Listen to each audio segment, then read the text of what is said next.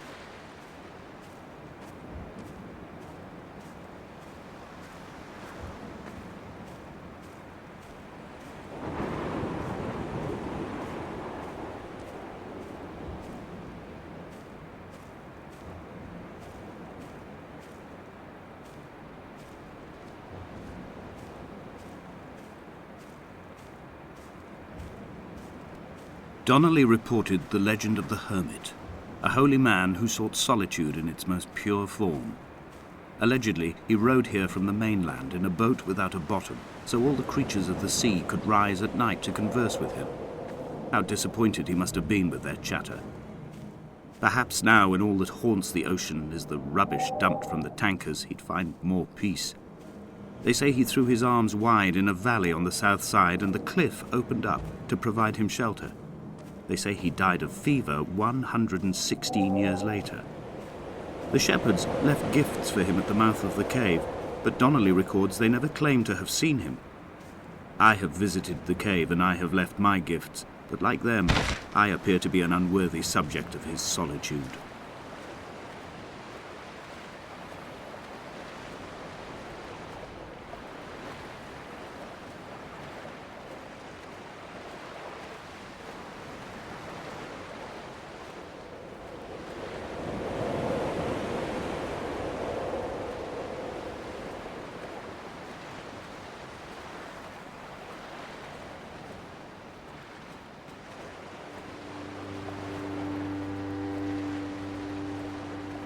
Those islands in the distance, I am sure, are nothing more than relics of another time, sleeping giants, somnambulist gods laid down for a final dreaming.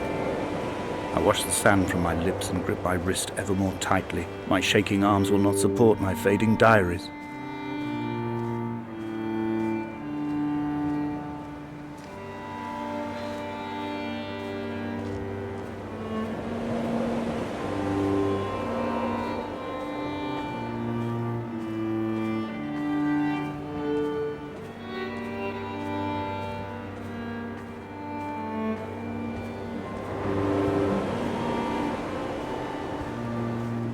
A wonderful sight. The moon cresting the junction between the cliff path and the stone circle. It cast a shadow of the ridge across the beach, all the world as if you had signed your name in untidy handwriting.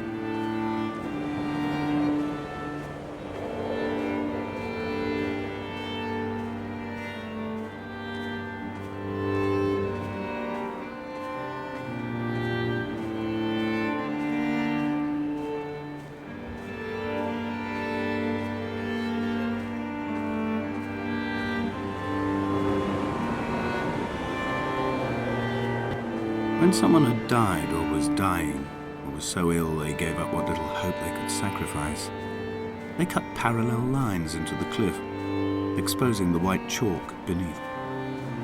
You could see them from the mainland or fishing boat, and know to send aid or impose a cordon of protection, and wait a generation until whatever pestilence stalked the cliff paths died along with its hosts. My lines are just for this. Keep any would-be rescuers at bay. The infection is not simply of the flesh.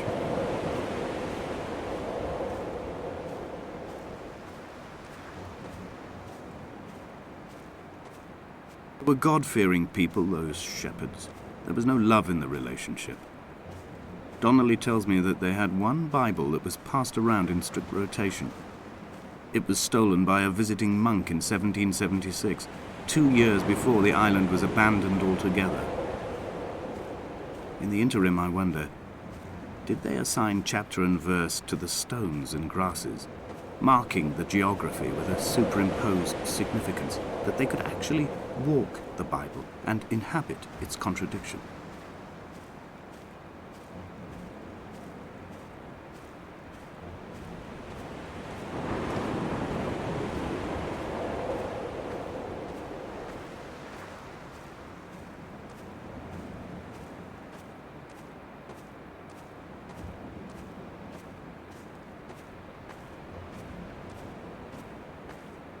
Dear Esther, I met Paul. I made my own little pilgrimage. My Damascus, a small semi-detached on the outskirts of Wolverhampton.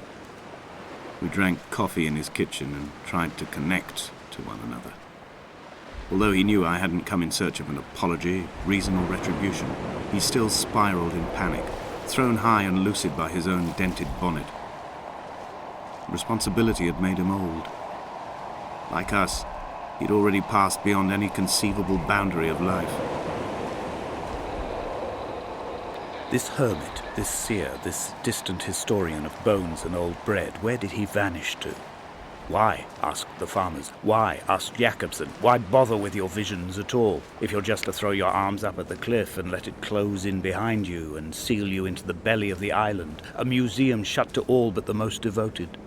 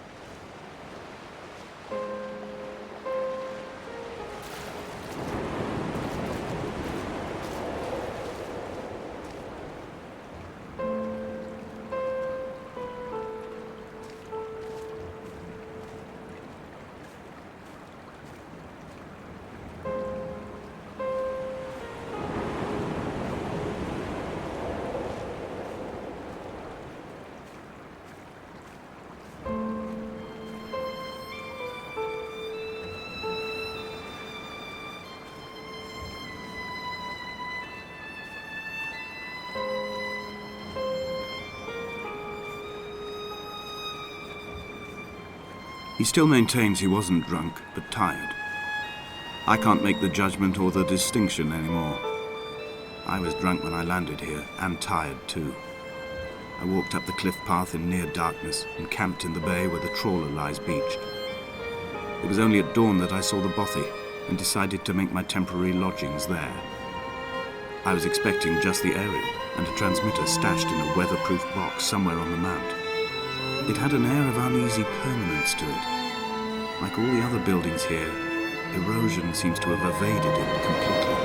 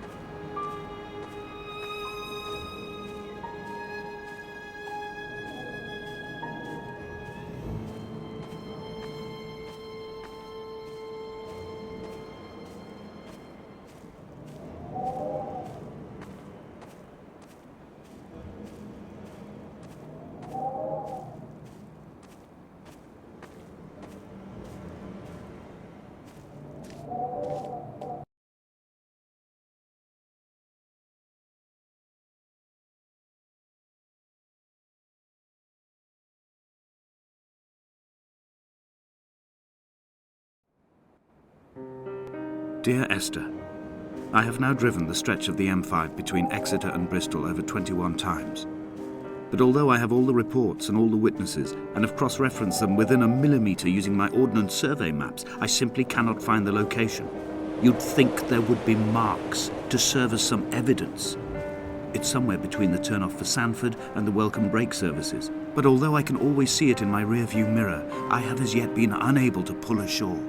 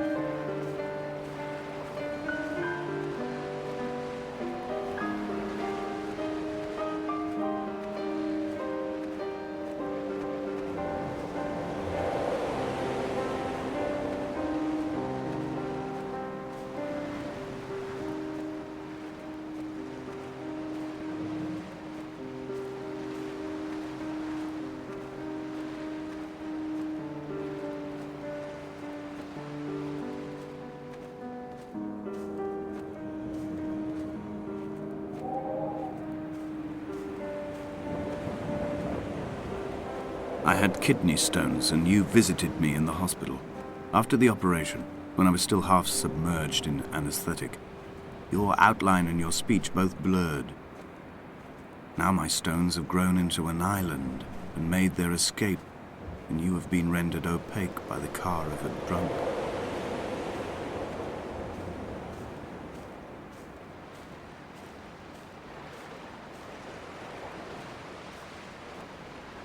There must be a hole in the bottom of the boat. How else could new hermits have arrived?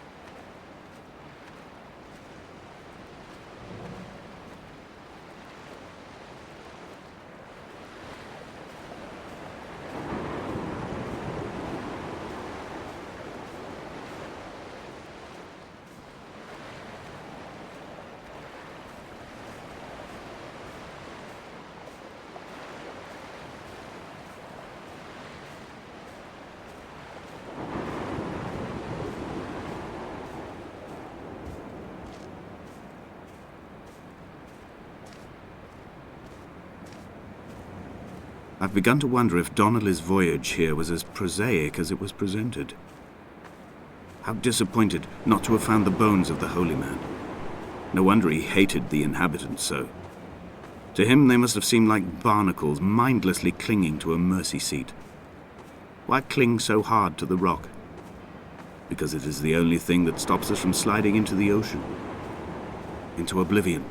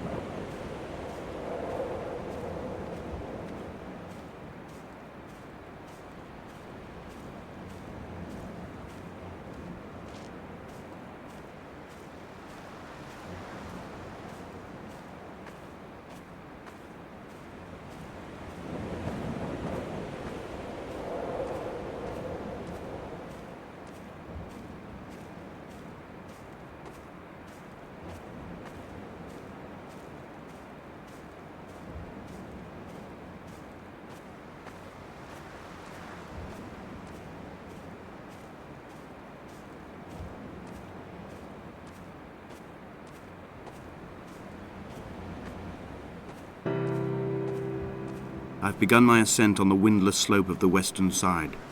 The setting sun was an inflamed eye squeezing shut against the light shone in by the doctors. My neck is aching through constantly craning my head up to track the light of the aerial. I must look downwards, follow the path under the island, a new beginning.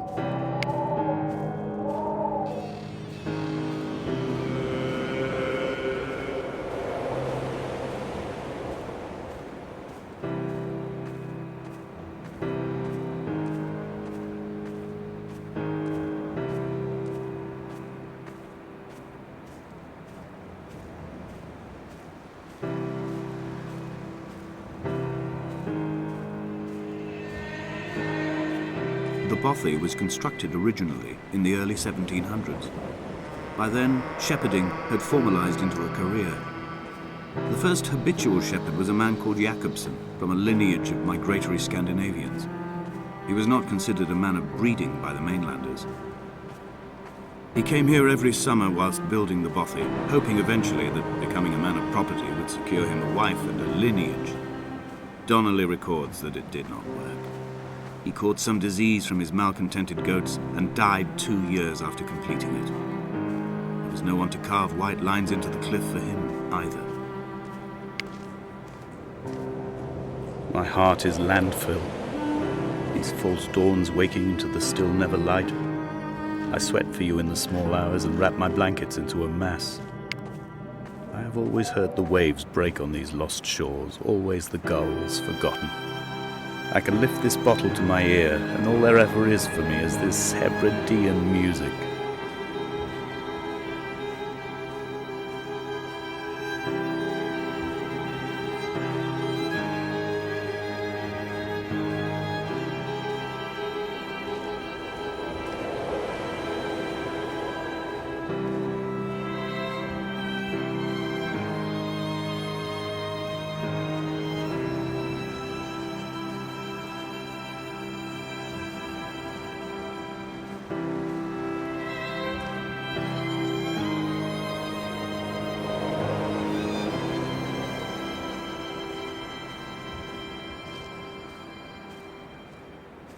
Jakobsen's ribcage, they told Donnelly, was deformed, the result of some birth defect or perhaps a traumatic injury as a child. Brittle and overblown it was, and desperately light. Perhaps it was this that finally did for him, unable to contain the shattering of his heart. In half-light, his skeleton a discarded prop, a false and calcified seabird.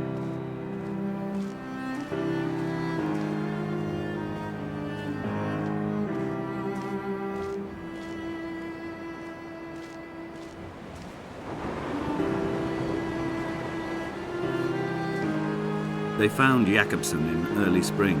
The thaw had only just come. Even though he'd been dead nearly 7 months, his body had been frozen right down to the nerves and had not even begun to decompose. His fingernails were raw and bitten to the quick. They found the phosphorescent moss that grows in the caves deep under the nails. Whatever he'd been doing under the island when his strength began to fail is lost. He'd struggled halfway up the cliff again, perhaps in a delirium, perhaps trying to reach the bothy's fire before curling into a stone and expiring.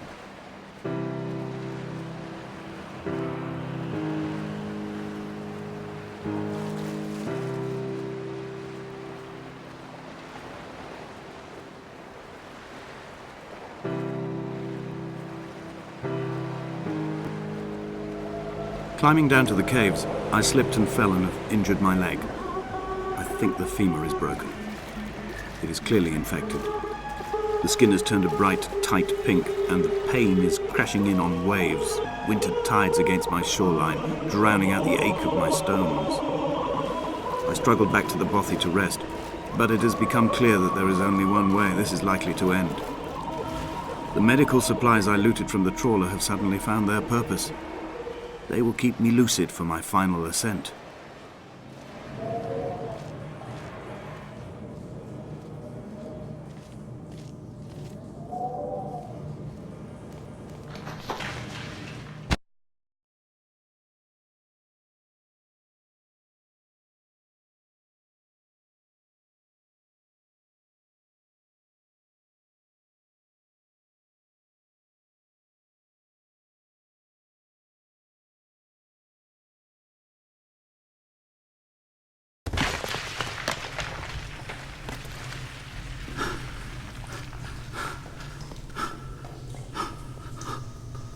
Donnelly's addiction is my one true constant. Even though I wake in false dawns and find the landscape changing, flowing inconstantly through my tears, I know his reaching is always upon me.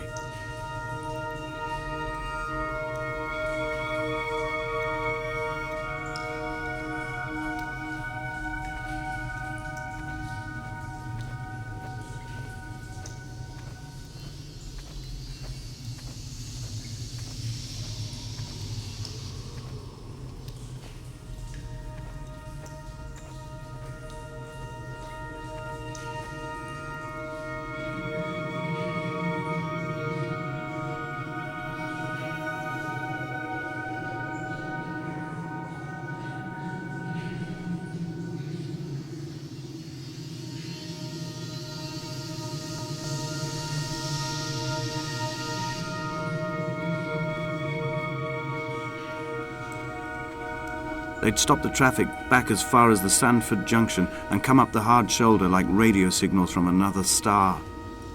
It took 21 minutes for them to arrive. I watched Paul time it to the second on his watch.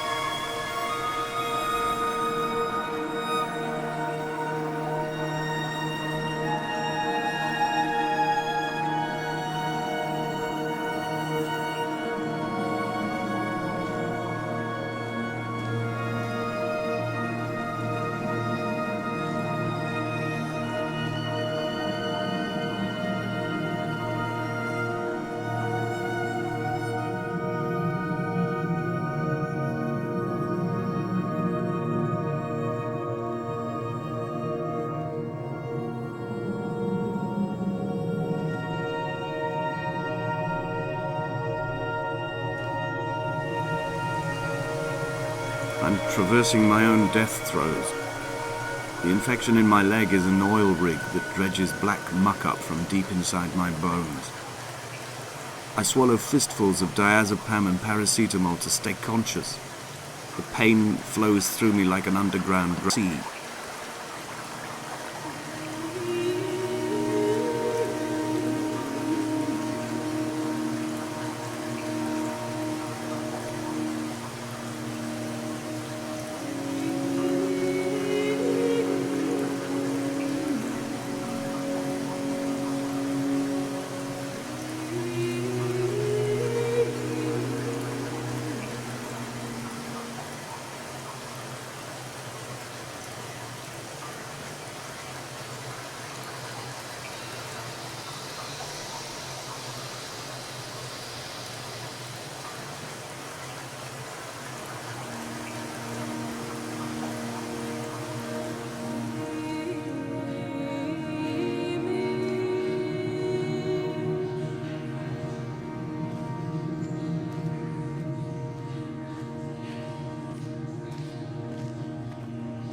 I will hold the hand you offered to me, from the summit down to this well, into the dark waters where the small flowers creep for the sun.